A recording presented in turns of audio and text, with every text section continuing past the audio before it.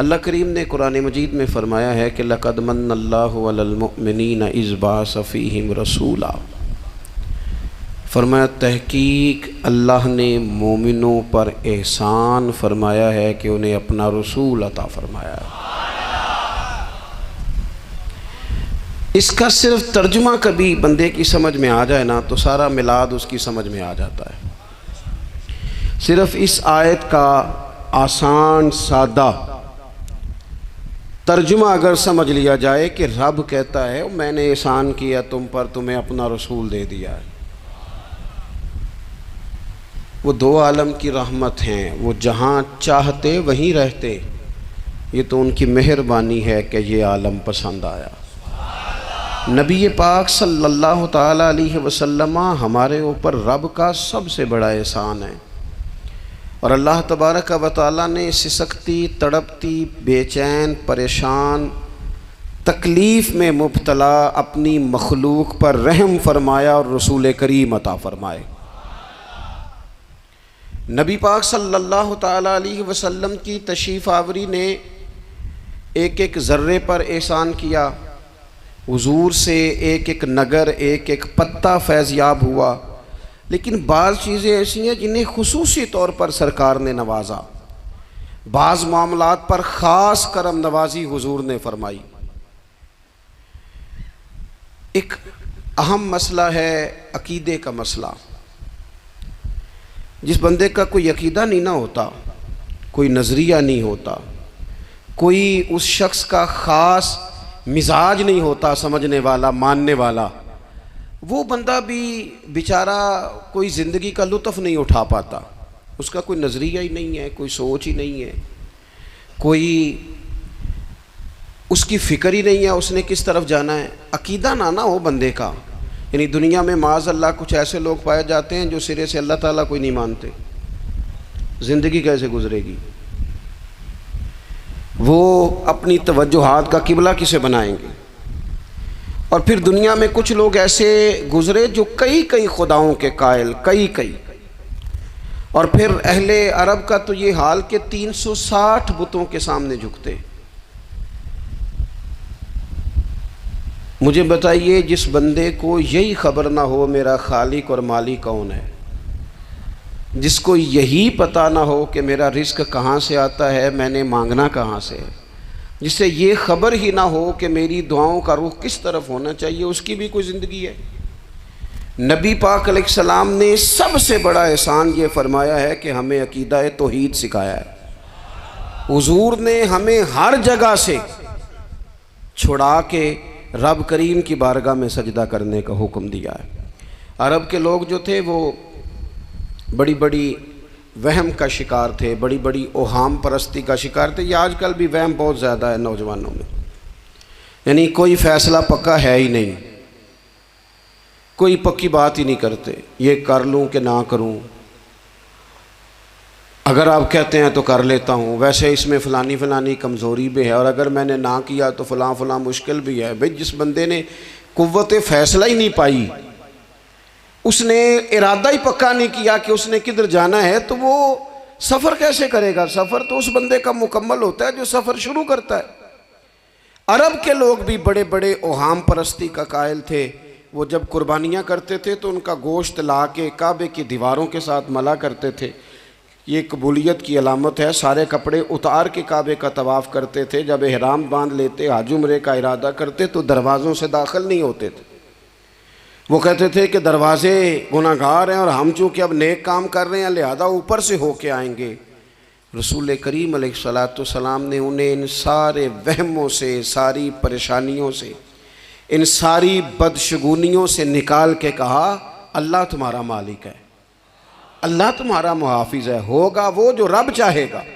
ज़रा ज़रा सी बात पे सहम जाना, ज़रा ज़रा सी बात पे डर जाना। हुजूर ने लोगों को कुव्वत फ़ैसला अता की, और इतनी बड़ी कुव्वत फ़ैसला हुजूर ने दी कि कल तक जो फ़ैसला कर नहीं ना पा रहे थे, आज उन्होंने इस तरह के फ़ैसले किए कि अपनी सारी की सारी औलादें लेकर वो मैदानों में खड़े हो गए। वो डट गए कि हमने कुफ्र के मुकाबले में जिहाद करना है। उन्होंने तय कर लिया कि हक क्या है, सच क्या है। नबी पाक अलैहिस्सलाम ने हमें अकीदा तौहीद दिया और वो तय करके दिया है नबी पाक ने, सजदा सिवाय अल्लाह के किसी को जायज़, अगर कोई इबादत की नीयत से करता है तो सजदा कुफर है, और अगर ताज़ीम की नीयत से करता है तो हराम है। आला हज़रत बरेलवी रहमतुल्लाह अलैह ने 50 के करीब दलाइल किताब सुन्नत से और 100 से ज़्यादा दलाइल फ़िक़्ह और उसूल फ़िक़्ह से बयान फरमाए हैं कि किसी और के लिए ताज़ीमी सजदा भी हराम है। नबी पाक अलैहिस्सलाम तशरीफ़ फरमा थे तो कुछ जानवरों ने आके हुजूर के कदमों पे सजदा किया, पेशे नज़र है वो नौबहार और सजदे को दिल है बेकरार, रोकिए सर को रोकिए यही तो इम्तिहान है। कुछ जानवरों ने जब सजदा किया तो सहाबा अर्ज़ करने लगे, या रसूल अल्लाह सल्लल्लाहु ताला अलैहि वसल्लम हमारा भी दिल करता है। तो हुजूर ने फरमाया, भी सजदा सिवाय रब के किसी के लिए जायज़ नहीं है। हाँ, अगर जायज़ होता तो मैं ख़ातून से कहता कि अपने शौहर को सजदा करे। नबी पाक अलैहिस्सलाम ने हद बंदी कर दी। और फिर देखें, ये जो हम मिलाद मनाते हैं ना, ये मिलाद अल्लाह ताला की तौहीद का बहुत बड़ा ऐलान है। हम कहते हैं नबी पाक का मिलाद हुआ, तो जिसका मिलाद होता है वो खुदा नहीं होता, जो पैदा होता है वो रब। जब हम मिलाद मना रहे होते हैं तो हम ये बता रहे होते हैं भाई हुजूर खुदा नहीं, हुजूर तो 12 रबीउल अव्वल को पैदा हुए। तो जो पैदा हो, रब पैदा, लम यलिद व लम यूलद, अल्लाह तबारक व तआला पैदा नहीं होता, मालिक तो अज़ली अबदी शान रखता है। इसलिए अकीदा तौहीद बंदे को मजबूत कर देता है। इंसान जब अकीदा तौहीद वाला हो जाता है और नबी पाक अलैहिस्सलाम दुनिया में रब की तरफ बुलाने आए, वदाइयन इलल्लाहि बिइज़्निही व सिराजम मुनीरा, हुजूर ने लोगों को अल्लाह की जानिब दावत दी। जब इंसान तौहीद वाला हो जाता है तो मजबूत हो जाता है, वो किसी से नहीं डरता, वो समझता है होना तो वो है जो मेरा रब चाहेगा, मुझे परेशान होने की ज़रूरत क्या है। फिर उसका भरोसा भी अल्लाह ताला पर, उसकी उम्मीदें भी अल्लाह रसूल से, उसकी तवज्जुहात का किबला भी सारा उधर ही। तो हुजूर ने लोगों को अकीदा दिया, मजबूत किया। रसूल पाक सल्लल्लाहु ताला अलैहि वसल्लम ने ज़हनों को पुख्तगी अता फरमाई।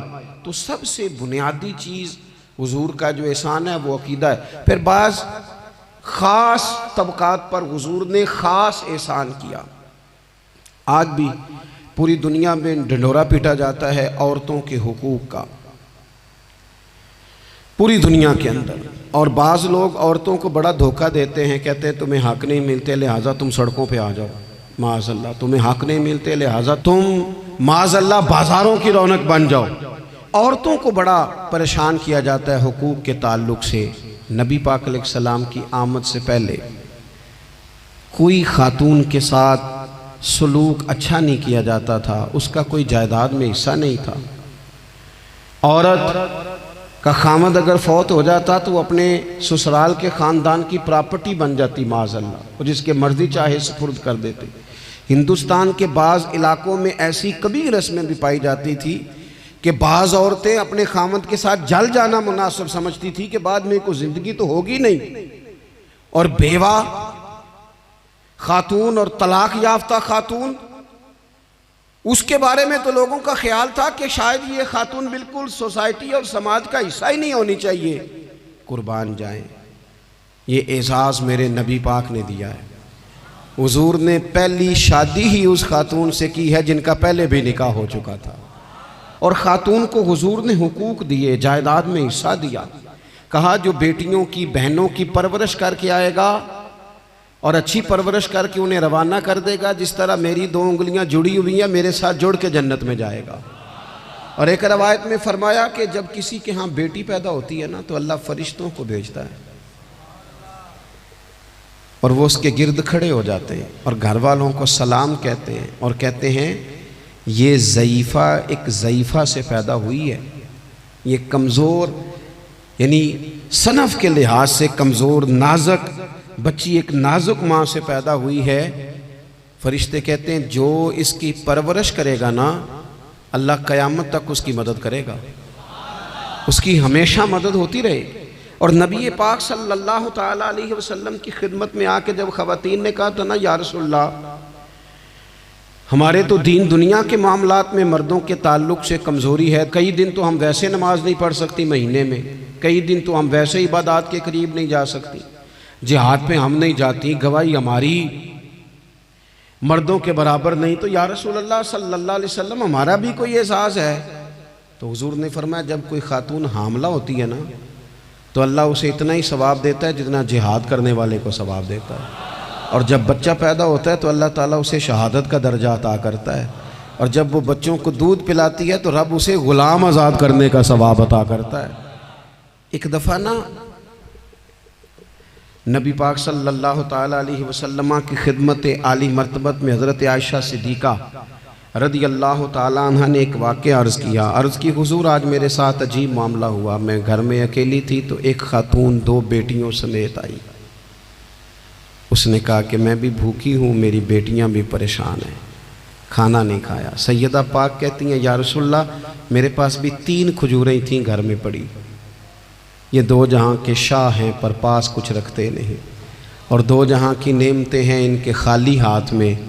फरमाती हैं वो तीनों खजूरें मैंने उन तीनों माँ बेटियों को दे दी। माँ ने पहले एक एक खजूर दोनों बेटियों को दी, फिर बच्चियाँ वो खजूर खा के माँ की तरफ देखने लगी, तो जो खजूर माँ के पास थी अम्मा ने उसके भी 2 हिस्से करके बेटियों में बांट दिए। हज़रत आयशा अर्ज़ करने लगी या रसूलल्लाह मैंने ये बड़ा निराला रंग देखा है, माँ का अपने बच्चों से प्यार का अंदाज। तो हुजूर ने क्या फरमाया? नबी पाक अलैहिस्सलातु सलाम फरमाने लगे सुन, फिर अल्लाह ताला ने उस औरत पर जन्नत को वाजिब कर दिया है। फरमाया अल्लाह ने उसे जहन्नुम से दूर कर दिया जो बेटियों के मामले में आजमाया गया, और जिसने फिर उनके साथ अच्छा सलूक किया।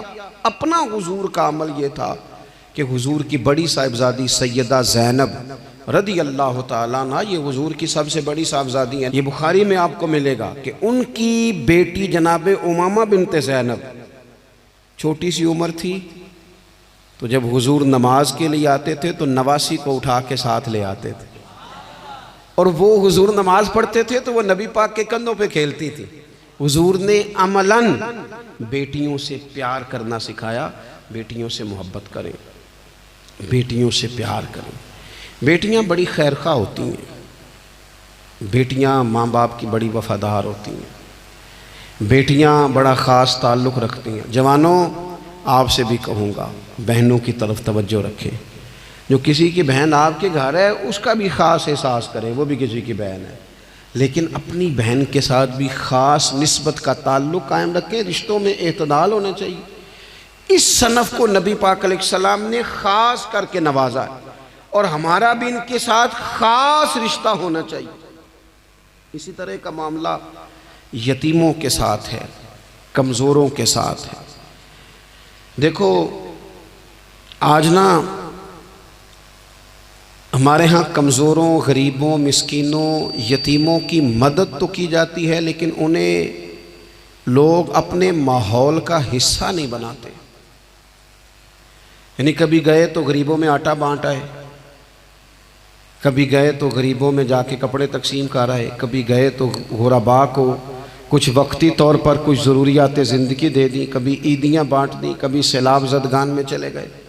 गुरबा को कुछ ना कुछ सदकात तो दे दिए जाते हैं, उन पर कुछ खैरात तो कर दिया जाता है, लेकिन उन्हें सोसाइटी का माहौल का हिस्सा नहीं बनाया जाता। ऐसा नहीं होता कि उन गुरबा के बच्चों को उठा के बड़े शहरों में लाया जाए, उनकी तालीम का ख्याल किया जाए, उन्हें अपने माहौल में रखा जाए, उनकी बेहतरीन परवरिश का बंदोबस्त किया जाए।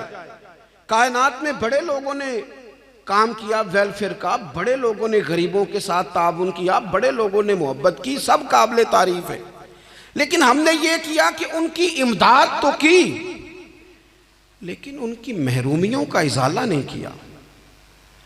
और वो इमदाद ले रहे थे तो उनकी पिछली नस्ल भी इमदाद ले रही थी, ये नस्ल भी इमदाद ले रही, और खुदा ना करे कि अगली नस्ल को भी इमदाद लेना पड़े। मेरे नबी पाक सल्लल्लाहु ताला अलैहि वसल्लम का अंदाज़ कुछ इस तरह का है कि इमाम बहकी ने लिखा है, हज़रत बशीर बिन उक़बा रदी अल्लाह ताला अन्हु कहते हैं मेरे वालिद इंतकाल कर गए थे, और मैं एक जगह पे बैठकर रो रहा था कि नबी पाक सल्लल्लाहु ताला अलैहि वसल्लम मेरे करीब से गुजरे, क्यों रोते हो? या रसूलल्लाह मेरे वालिद का इंतकाल हो गया, मेरी वालदा रुखसत हो गई। तो ये हमें हुजूर ने सबक दिया है। ये यतीमों गरीबों का ख्याल रखने का ये भी एक नुक्ता, ये भी अंदाज है। कायनात का बड़े से बड़ा दर्द दिल रखने वाला बंदा यहाँ तक नहीं जा सकता जो मेरे रसूल करीम ने बयान फरमाया। कहते हैं नबी पाक अलैहिस्सलाम फरमाने लगे, बशीर बिन उकबा, क्या तू इस बात पर राजी नहीं कि मैं तेरा बाप हूं और आयशा तेरी मां हो? आना, तुझे हम शामिल कर लें अपने घराने में, आ जाना, मुकम्मल तेरे मामलात का ख्याल किया जाए, तू आ जा। इतना बड़ा दर्जा। नबी पाक ने तो हजरत सलमान फारसी के बारे में भी फरमाया कि मैंने उन्हें अपनी अहले बैत में शामिल कर लिया। रसूलुल्लाह सल्लल्लाहु ताला अलैहि वसल्लम गुरबा के लिए, मसाकीन के लिए, यतीमों के लिए, नादारों के लिए जो ख़ास एहसान बन के आए, वो ये वाला लहजा नहीं कि हम मुतमईन हो गए कि ठीक है हम गए तो थे, इतने पैकेट बांट तो आए, इतना कुछ हमने दे तो दिया, फलाना काम कर तो लिया, और वैसे वो भी कब तक किया जब तक खबरें तेज़ थी। हमारे मुल्क में सैलाब आया, मीडिया ने खबर दी, शोर हुआ, लोगों ने बड़ी कोशिश की, अल्हम्दुलिल्लाह बड़े अच्छे जज्बात का इजहार किया, ढेर सारे लोग वहाँ गए। मैं आपसे पूछता हूँ कि क्या सैलाब ज़दगान सारे अपने अपने घरों में चले गए? उनके घर बन गए? लेकिन हमारे जज्बे क्यों ठंडे हो गए? इसलिए कि खबरें ठंडी हो गई। हम तो चलते हैं ट्रेंड के साथ कि आजकल ट्रेंड क्या है। अगर खबर इधर की है तो ज़ौक़ इधर का है, खबर उधर की है तो ज़ौक़ उधर का है। देर पा काम करना और ख़ास जज्बात पैदा करना इन लोगों के लिए। हज़रत सैयदना अब्दुल्लाह बिन अबी औफ़ा रज़ियल्लाहु ताला अन्हु रवायत करते हैं, एक यतीम बच्चा आया था, उसने अर्ज़ की, हुज़ूर मेरी माँ भी भूखी है और मेरी एक कमशीरा है वो भी भूखी है, ए रोटी दा दुख ना पूछो, रोटी ते बंदा खा जाती है। ये जो भूख होती है ना, भूख, बहुत सारे लोग ना, मैं एक शादी में था तो वहाँ एक दो लोग खाना खा रहे थे, तो बाज़ लोग उन्हें देख देख के मजाक कर रहे थे, वीडियो बना रहे थे, कहते देखो खाना ही नहीं आता, क्या अंदाज है, सारा इनका मुंह जो है वो खाने से भर गया, हाथ देखो कहाँ तक इनके लिथड़ गए, क्या अंदाज है। तो मैंने कहा तुम उनके कपड़े भी तो देखो ना, अंदाज, बैठना उठना, कपड़े पहनना, ये गरीबी का पता देते हैं। भूख जब तेज़ लगी हो फिर खाने के आदाब लोगों को याद नहीं रहते। गुर्बत ने मेरे बच्चों को तहजीब सिखा दी, अब वो सहमे हुए रहते हैं, शरारत नहीं करते। वो अजीज़, होता ये है कि जब इंसान को भूख शदीद लगी हो ना, फिर उसे डॉक्टर की हिदायत नहीं याद रहती, फिर तो पेट की आग बुझाने को लोग दौड़ते हैं। तो कहते उस बच्चे ने आके अर्ज़ की, या रसूल अल्लाह सल्लल्लाहु ताला अलैहि वसल्लम, माँ भी भूखी है, बहन भी भूखी है। हुजूर ने ना उसे 21 खजूरें अता फरमाई, फरमाया 7 तेरी, 7 तेरी बहन की, 7 तेरी वालदा की। और ये हुजूर ने 21 खजूरें दी हैं, ये नबी पाक ने 21 दी हैं। हाँ, ये हुजूर ने 21 दी, और हुजूर तो इशारा भी कर देना तो फिर रोटी सारी ज़िंदगी ख़त्म नहीं होती। वो हज़रत अबू हुरैरा को भी मिली थी, फरमाते हैं मैं कई साल खाता रहा, 1 किलो खजूरें थी पर ख़त्म ही नहीं हुई। 21 खजूरें हुजूर ने दी। हज़रत मुआज़ इब्न जबल रज़ी अल्लाह ताला अन्हु उठे और दौड़ के जाके ना उस यतीम के सर पे हाथ फेरा और कहने लगे, पुत्र अल्लाह तुझे अपने वालिद का जानशीन बनाए। तो हुजूर फरमाने लगे, माज ये तुमने क्या किया? अर्ज़ की, हुजूर उस बच्चे की बात सुन के मेरा दिल भर आया है, मोहब्बत ने अंगड़ाई ली है तो मैंने यतीम के सर पे हाथ फेरा है। ये देखो हुजूर का रिश्ता। नबी करीम फरमाने लगे, सुन, फिर जिसने किसी यतीम के सर पर मोहब्बत से हाथ ही फेर दिया ना, तो अल्लाह हर बाल के बदले उसे एक नेकी भी अता करेगा, एक गुनाह भी माफ़ करेगा और एक दर्जा भी बुलंद फरमाएगा। चलो हाथ ही फेर दिया, तूने कुछ तो किया यतीम के साथ, तेरा कोई तो उससे रिश्ता हुआ। और तीसरा तबका है ग़ुलामों का। मिस्कीनों का, गरीबों का।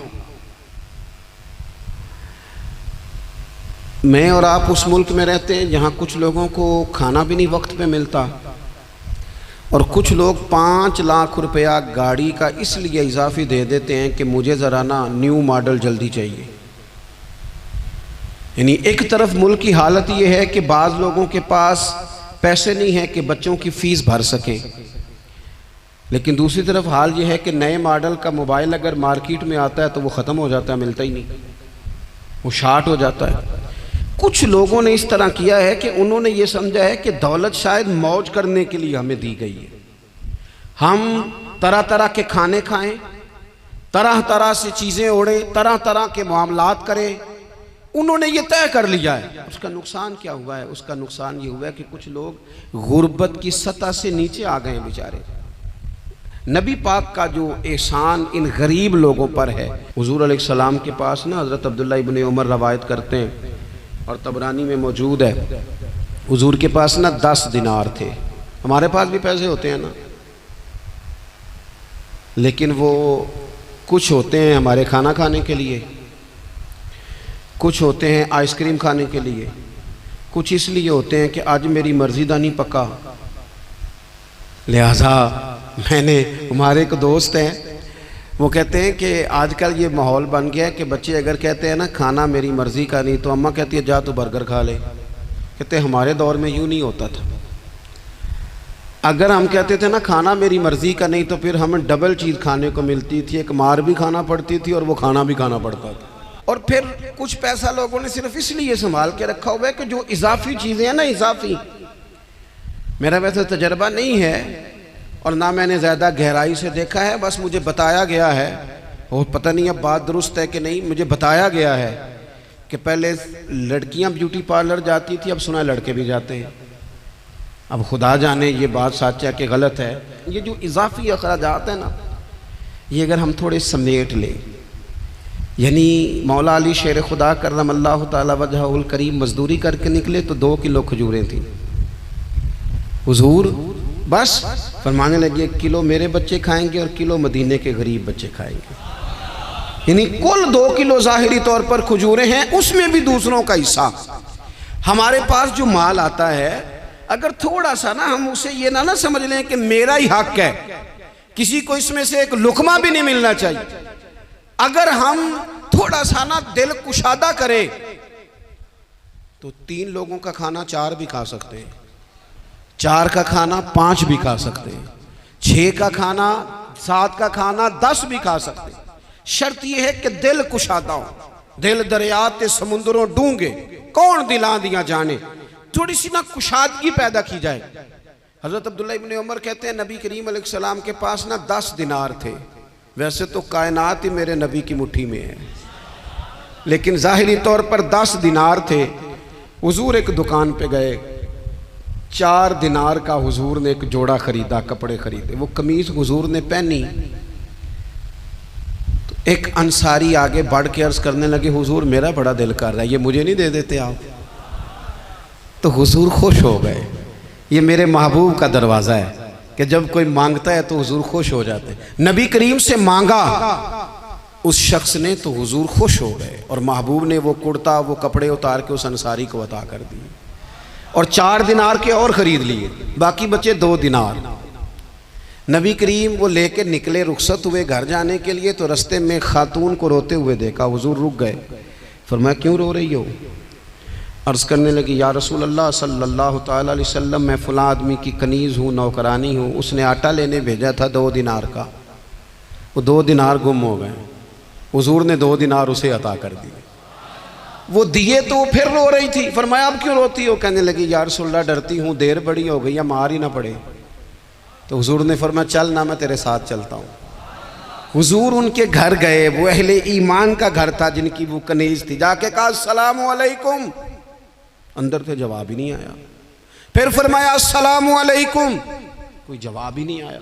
महबूब का तरीका मुबारक था 3 दफ़ा दस्तक, फिर वापसी। तीसरी दफ़ा कहा अस्सलामु अलैकुम, तो वो सारे बोल पड़े वालेकुम अस्सलाम या रसूल अल्लाह। हुजूर माँ बाप कुर्बान, तो हुजूर फरमाने लगे मैंने पहले भी 2 दफ़ा सलाम लिया, बोला कोई नहीं। कहा या रसूलल्लाह अपने नसीब थे ना कि हम पे सलामतियाँ भेज कौन रहा है, हमने सोचा ज़रा 3 दफ़ा मिल जाए सलामती, ज़रा मिल जाए ना। हुजूर सलामती भेज रहे हैं तो आती रहे ना। तो महबूब करीम अलैहिस्सलाम फरमाने लगे ये तुम्हारी कनीज़ वहाँ खड़ी रो रही थी, इस बेचारी के 2 दिनार गुम हो गए थे, इसे दोबारा सामान लाते कुछ देर हो गई, इस पर सख्ती ना करना, मारना ना। गुलाम कहने लगे हुजूर इस खातून के कुर्बान जाएं जो हमारे करीम रसूल को हम जैसे गरीबों के घर तक ले आई है, मारना क्या, हम इसे आज़ाद करते हैं, ये आज़ाद है अल्लाह की रिज़ा के लिए। ये देखो ये मेरे नबी पाक का अंदाज है।